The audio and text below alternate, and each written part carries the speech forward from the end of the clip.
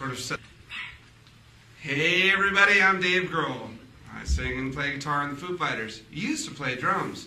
And when I first started playing drums, I didn't take lessons from anyone. I just listened to records.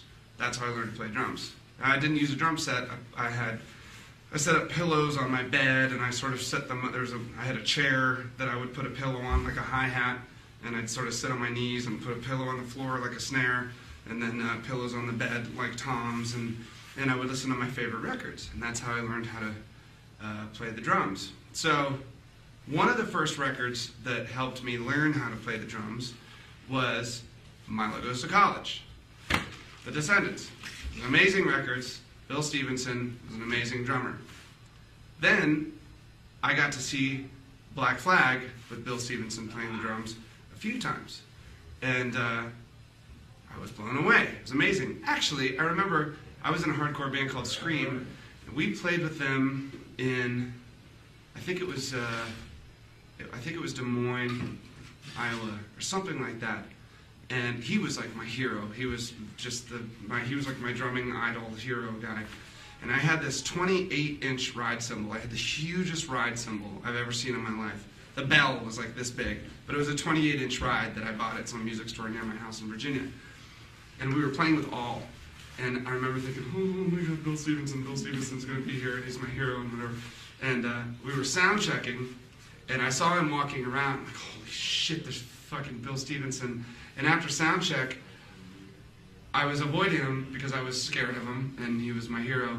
And I saw him walk up on stage and look at my ride cymbal, and he went, kind of shook his head and walked away. And that was it. But my biggest tribute to Mr. Bill Stevenson has to be on the Queens of the Stone Age record. There's a song called Song for the Dead. And the riff is a lot like Slip It In. And I was a huge Black Flag fan. And so were the other guys in Queens of the Stone Age. And as we were writing that song in the studio, Josh played the riff one. So as we were jamming on it and fucking around with it, as a joke, I did the Slip It In.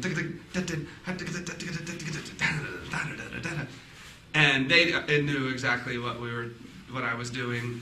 And when we went to record it, they're like, dude, do that. Do the Slip It In thing. I'm like, oh no, I can't do that. There's no way. And they said, do it, you should do it. So I did it as an homage to Mr. Bill Stevenson, and then I got to meet him, and I was afraid he was going to beat me up. But he didn't, because he was pretty cool. But, you know, beyond any of that crap, I'll show you one last thing. This is from when I was 12 years old. I tried to give myself a Black Flag tattoo when I was 12, and I never finished because it hurt too bad. And so that was in 1982, I think, or 83. So, Bill, hats off to you. You've changed my life, and I wouldn't be a drummer if it weren't for you. So.